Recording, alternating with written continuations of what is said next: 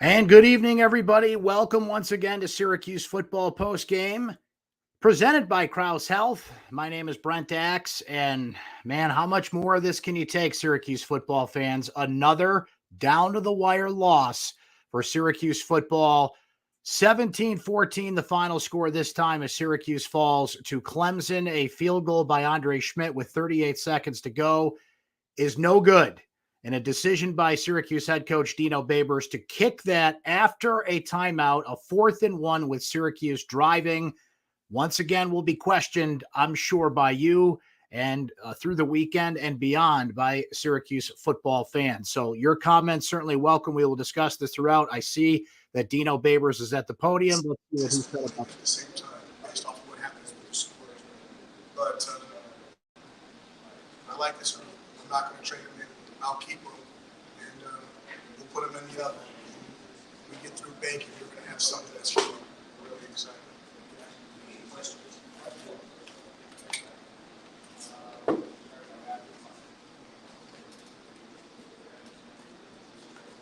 You know, 4th and 1, you call timeout. What's the discussion there? How close were you going for it? What were you thinking? It's what we're thinking about it. But the big thing is, you know, you're kicking to play in the time. You know, and it's you go 4th and 1. I want to go, but you go and you don't make it. It's crazy. What a game. You know, you don't want to end it on that. You want to play more. And once again, I felt like we had momentum based off of what was going on. If I knew what the outcome was, I might have done something else. We never anticipated. You feel like that's in his range? Oh, Yeah.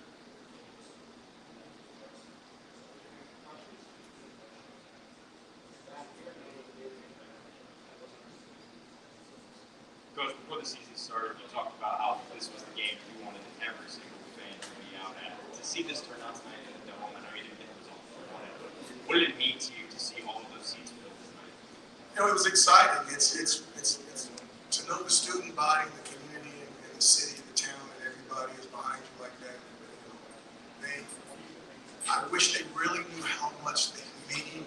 Sometimes, you know, you say that, and you go, nah, he's just saying that. I mean, when you're out there and you're playing, and that place is filled, it makes you feel like a superhero. And there were some superhero type efforts out there. And those guys are battling. I mean, there's guys that are banged up and hurt. Those guys are huge. They're big cats. If you're going to knock them down, you got to give it your all. And that's what we have, a bunch of guys giving it their all and knocking some big cats down. Coach, I feel like the focal point of the offense, over the past few weeks has been the read option with Tucker and Schrader. What went into your decision to, I guess, throw the ball so much with Schrader tonight? I wouldn't say so much. Those guys we were reducing a lot. Tuck got off on the first half, there's no doubt, but they really started bringing their linebackers and their edge players. And basically, outside of having that one deep safety, they were bringing everybody. There wasn't a lot of space. And when we lost some of the cats up front, you can run in there, but you got to be heavy. You got to be grown person. Moving some of those cats out the way. It was a very, very physical battle. I thought the young people were giving their best effort, but some of them were a little bit overmatched by athletic ability and age. I guess just to follow up, what was different about, I think Schrader's stat line was something like 7-8 yards on the ground. What was different about today compared to the past few weeks in terms of information? The guy that's responsible for it was as athletic and as big as he is. That's the difference. He was able to make a tackle that the other guys weren't able to make. Our question, as you're going through the second half, the offense is generating a yardage. Did you consider going to Tommy? And then after Schrader hits that big touchdown, what was your kind of reaction? Did you see something there that worked? Give your perspective on that. You know, I'm going to talk about the guys. I'm not going to bring up that Tommy stuff. You know, we're going to talk about Schrader when Tommy was out there playing. We're going to talk about Tommy. We're going to talk about DeVito when Tommy was out there playing. We're going to talk about Tommy when Dungy was out there playing. So I'm not going to talk about that part. What was the second part of your question? This is what I saw on that play. They brought caught a blitz, okay? And if I'm not mistaken, Tucker missed his blitz. Missed the blitz guy. I'd say I couldn't hear you.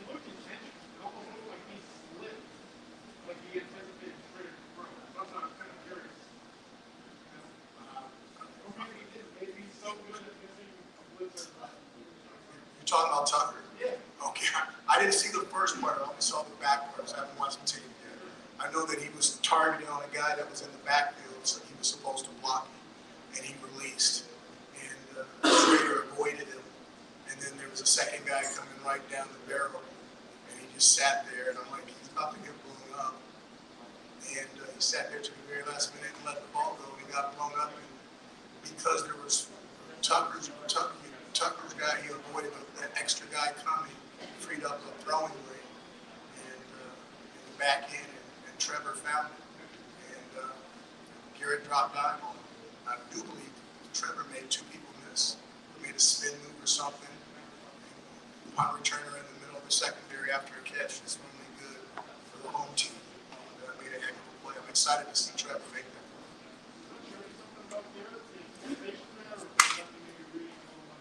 Well, the good thing is, both of those quarterbacks this year made a throw like that. Tommy made a throw like that. And,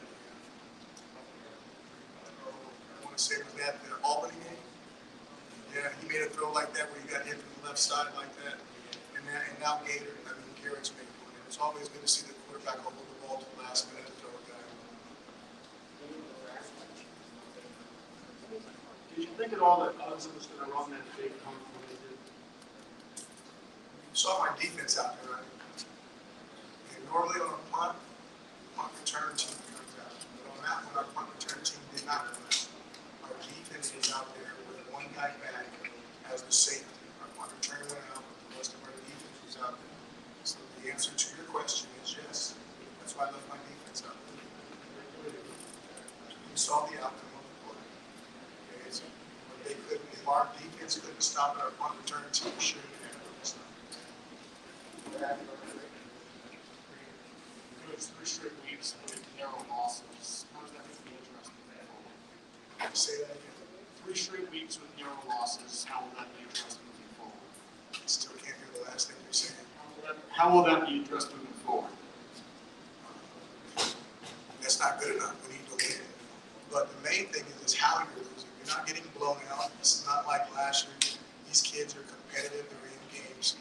And if you really look at who's in the game at the time, we're not in here for moral victories. But these guys are playing their tails off, guys. I mean, you can talk about them, you can write about them, you can talk about me, you can write about me.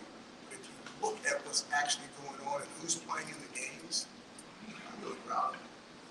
I don't like the outcome, and they don't like the outcomes. I don't have a whole bunch of negative stuff about how they're playing the game. What's the difference between a narrow win and a narrow loss in these really close games? Sometimes a point, sometimes a kick by 5 to 7 people.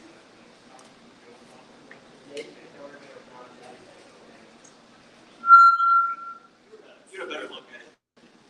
Just operationally, design this kick.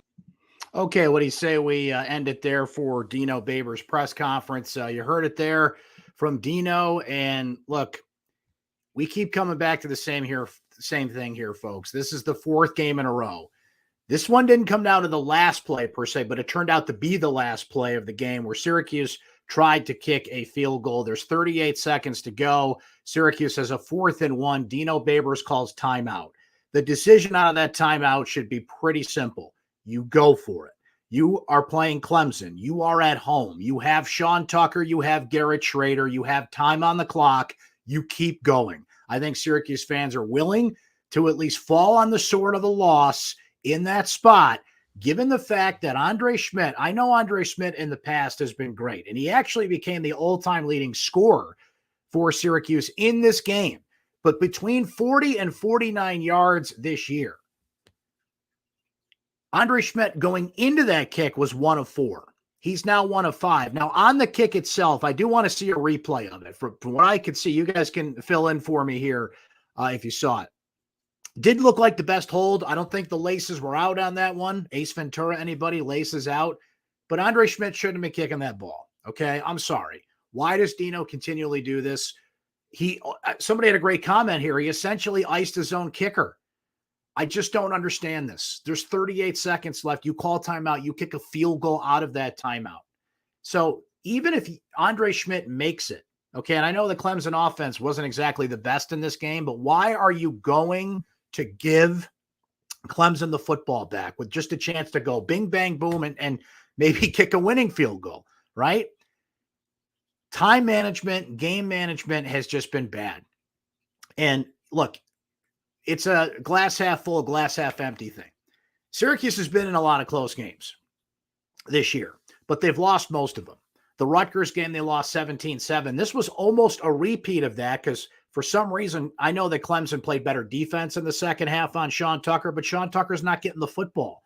I mean, this guy has 132 yards in the first half. We know how good Sean Tucker is. Frankly, should have been wearing the 44 out there tonight with all, certainly due respect to Deborah Little, Floyd Little's widow, who had a great interview during the ESPN broadcast, had a great halftime speech as well. And she laid out what she feels unretiring the 44 would mean permanently and what a player would have to mean at Syracuse, in the community, academically, all well and good. And down the road, big picture, she's absolutely right. But I feel like Tucker should have been wearing 44 on a special occasion on this night, which was a parameter of retiring that number, by the way, that on a special occasion, whatever that deems to be by the committee that decides these things, he can put it out there. So that's neither here nor there, considering the 100 other things ahead of it on the list. But given how well he ran tonight, it would have certainly been validated had he worn it even just for one. But much like the Rutgers game, he doesn't get the ball as much as he needs it in the second half, ends up getting it more. So a little bit of a makeup call there, but Syracuse loses that close game. Syracuse pulls off a close win over Liberty by the hair on their chinny chin chin. Florida State, yep, the bad hold at the end, but fourth down decisions, game management, clock management, a problem for Dino in that game. The Wake Forest game last week, we've been well over the accepting the penalty, not going for it on 4th and 2 last week. The 2-point conversion they couldn't even attempt. And here we are again, 38 seconds to go, and Syracuse kicks a field goal. I just don't understand it. I don't understand it. I just, time by time, we're in the same position. It's Groundhog Day. We keep talking about this. Syracuse is now 3-4. Boy, to get to that 6-win plateau, you got to keep playing in close games like this.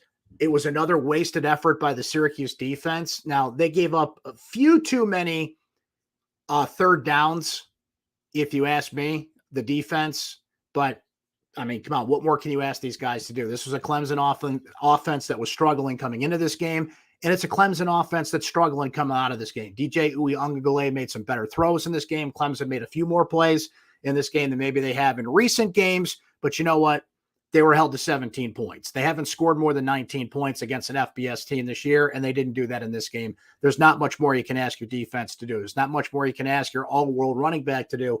Listen, Schrader really struggled to throw the ball, but he connected with Trevor Pena, went after the safeties there, made a couple of throws down the stretch, didn't make up for 3.5 quarters of bad throwing the football. I mean, I thought we were going to see Tommy DeVito again, right? I was hoping we were going to see Tommy DeVito just to spark it up, throw the ball down the field. But look, Schrader digs down deep and he makes plays. Overall today, let's look at his numbers for this game. So give me a second here just to pull it up on the numbers. Schrader was 17 of 37, 191 yards and a touchdown in this game. Trevor Pena had 1 catch for 62 yards, that play that we mentioned. Tucker, 22 carries, 157 yards. So Schrader, 17 of 37. He made like 3 good throws in this game, but they all came at a time when it really mattered. But who would have been stunned? Who would have questioned putting Tommy DeVito on the field just to get a downfield pass going? I think Dino Baber said earlier this year, you got to put the best player in the best position to win the football game. We were that close, and Schrader just seems to pull a throw out of the clean, just out of the cosmos somewhere when he absolutely needs it. It's almost like he hears people saying they should put DeVito in there. So for the most part, though, that offense really struggled and just wasted possession after possession just because Schrader simply couldn't throw the ball in this game. He really struggled there. He's better on the run. He's better in rollouts, in play action. If you put him in the pocket, if you put him in just a straight up passing situation, that's not his best thing, right? He wasn't really as effective running the football today as he has been, which I expected, by the way. I think a lot of people expected a close rock fight of a football game today because say all you want about Clemson's struggles this year. They have run the ball, they have played defense, I should say, really well. They ran the ball really well against Boston College a couple of weeks ago. Their defense has been terrific all year, even missing Breezy and missing a couple of key defensive players. So I expected that. And here you have Sean Tucker, who still gets the yards that he got and the plays that he got, which just shows you his talent there. So another frustrating loss. Syracuse keeps losing these close games. They're running out of time to turn things around. They go on the road next week against Virginia Tech. Look at all these home games that they lost. Rutgers, Wake Forest, this game. It's so close, yet so far away for the Syracuse football team right now. Okay, let's see a little bit more of what you're saying here. Scott saying that Babers won't go with DeVito. And I'm not going to die on that hill. I just felt like we were getting close to that decision being made again because Schrader couldn't throw the ball down the field and Syracuse needed to, makes the throw to Pena, right? And he took a shot on that throw and it was on mark, but how many 14, 15 throws before that were not on the mark, right? Like you can't exist offensively that way, yet that's what your defense does for you. That's what that running game does for you. Time of possession. It keeps Syracuse in these games, yet another close loss that does not go their way here. That comes down to coaching. That comes to decision-making. That comes down to moments. And it was yet another moment that you really have to question why they did what they did, right? 4th and 1, you have Tucker, you have Schrader who can barrel ahead for a yard. You can catch Clemson off guard. Instead, you call timeout. You put your field goal kicker out there, who again, in the past has been Mr. Reliable. But I think in the here and now, particularly from that yardage, okay, 48, even in the dome, controlled conditions, and Andre Schmidt has shown in the past he can make those kicks. Recently, he has not. So I don't think that's the line. They've got the little graphic on ESPN, that shows you what his range is, what the line is. In the here and now, that's not his line. You got to feel out the moment. And that wasn't the kick to be made in that spot. Michael brings it up here, and I brought this up, and my instant observations are up on syracuse.com now. The penalties were big. Syracuse had 3 personal foul penalties in the first half, including a face mask by Garrett Schrader, a rare penalty on the quarterback. There were some, a couple of penalties down the stretch in the second half. I believe it was like an illegal motion. You had a couple of things that held Syracuse back. They had 8 penalties in this game. They had 6 in the prior 2 combined. So there was a good stretch of time there for about 3 games where Syracuse cut back on the penalties. It unfortunately came roaring back in this matchup tonight against Clemson. And look, ACC officials are not the best. Let's be honest here. They made some real boneheaded calls in this game, and in some cases non-calls. But the personal fouls and some of the more egregious Syracuse penalties, completely on them. So that unfortunately showed up again for them. Ed's checking in live from Jackson, Wyoming. Hope things are great out in Wyoming, Ed. Things are certainly beautiful out your way. And yeah, the defense was great tonight. Yet another game where I have few penalties. I'm reading this comment from Antonio about penalties. I have few complaints, I should say, about the defense. I mean, they just keep doing their job, but it just keeps getting wasted too. That passing game, there's receivers out there, folks. Anthony Quealy can get open. Courtney Jackson's fighting for yards after the catch, and they had some drops tonight.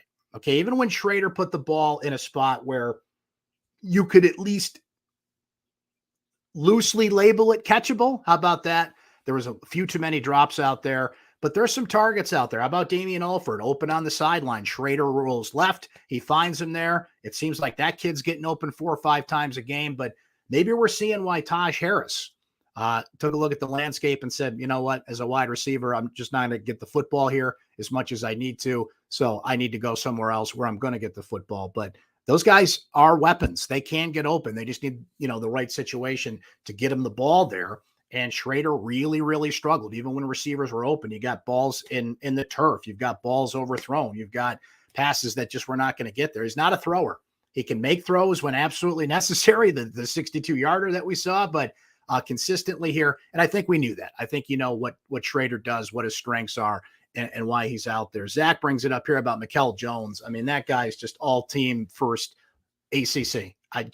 One of the best linebackers in the ACC. He's always in the right place at the right time. What a player. Marlowe Wax didn't shine as much in this game, no pun intended there, but he is right up there in terms of that defense. Deuce Chestnut, I thought, played really well. He gave up the touchdown, but that was a heck of a throw and a heck of a catch, frankly. He was in position. Good to see Garrett Williams bounce back up. He hit the turf hard. And how about that play, by the way? A fake punt, an aggressive play call by Dabo Swinney, out of a timeout, by the way, we should know, ends up making a big difference because it keeps a drive going. Clemson scores. That puts them up 14-7 at halftime. They win the game 17-14.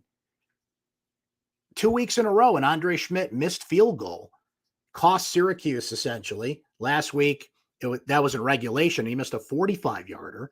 This week, it's a 48-yarder and ends up being the difference in a close game. But more, I think, the decision of the coach in those spots to kick the field goal versus the kicker missing the kick. But look, Andre Schmidt, you're a Lou Groza Award winner. You're the all-time leading scorer in Syracuse history. You got to make those kicks. I mean, that's what kickers do, college kickers, right? But there was a time and a place where you wouldn't even think twice about that. You can get up, go grab a cold one, come back from the fridge, sit down in your favorite chair, and there's points on the board. You don't even have to look it up. You don't even have to look at the scoreboard. You know it's there. That's unfortunately not the case as well. And Michael says it here, the fake punt showed Clemson in no fear of Syracuse making them pay, even if they missed. That's a heck of a throw, you got to admit. Syracuse actually sniffed it out, defended it, but Clemson made the play. They made the catch on that. But see, that's my point, Michael. It's that aggression there. It's calculating things. They have the ball right before halftime. They're driving down the field. They know they've got the ball in the second half. That's the same situation that Syracuse was in last week when they accepted the penalty and did not make Nick Skiba kick that 51-yard field goal. And Syracuse is getting the ball in the second half, yet they do that. In this case, Dabo knows he's getting the ball in the second half. Why not? And the way Syracuse was going, what are they going to do to me if I don't run this play? I like it. I like those moves. I like rolling the dice there. And in this type of game, the rock fight that it was, you only got to roll the dice 2 or 3 times. Syracuse's moment to do it was 4th and 1. It was 4th and 1, and they didn't go for it. And you just lose a fan base that way. You lose confidence that way. Time after time, Babers has been put in these game situations and keeps failing the test, right? There have been times he's certainly passed the test, but as of late this year, the report card there certainly is not good. He's getting a note home from the teacher in this point. Lee asked, what's happened to Andre then? Why has he lost his confidence? Boy, Lee, kickers are like golfers, right? If there's just something off in their swing, if there's a hitch here or there, if they don't feel like they can make a certain shot, it's all in their head, right? And Andre's kicks, this one was the same. They're kind of fading when they get to the upright, okay? And the distance wasn't quite there. Now, in the 48-yarder, to be fair, the hold wasn't the best, right? But another kick like this, another miss, is only going to erode his confidence that he can go out there in a game-winning situation and hit this. And that's in the dome, man. We're getting towards the time of the year. You could be outdoors. Wind's going to be a factor. Syracuse is obviously going to have to win some games on the road here to stay in this thing and stay in bowl contention. And, what happens then? But, man, when it comes back, it comes back. If you're slicing off the tee and you just can't find it, but you hit that one good shot and you get that feeling back, it's the same thing with kickers. They just got to get that rhythm and get that feel back at this point. Bean, you've made this point a lot here. If you go back and watch that interview on Packer and Durham, I did not back Dino Babers. Wes Durham and Mark Packer complimented Dino Babers. I listened to what they said. They asked me what it would take down the stretch for Dino to save his job, and I laid that out. But I did not endorse or back Dino Babers, so that's not true. I appreciate you watching and being a part of it. I did not back him, though. If you go back and watch that interview, That's not the case. Now, am I endorsing firing him at this point? I mean, we're getting closer to that than the other way. So for me to endorse him at this point, how could I? Right? Like he's on the teeter-totter, man. Like what can he do to get back in the good graces of the majority of Syracuse football fans? It's all right there in front of us. Game management, clock management, decisions that have cost Syracuse close games. They're not making decisions that are winning close games. That's for sure. It's not just execution. It's not just, hey, that's football. These are decisions that head coaches have to make. So I did not endorse him, nor did I, say it was time to get rid of him at this point.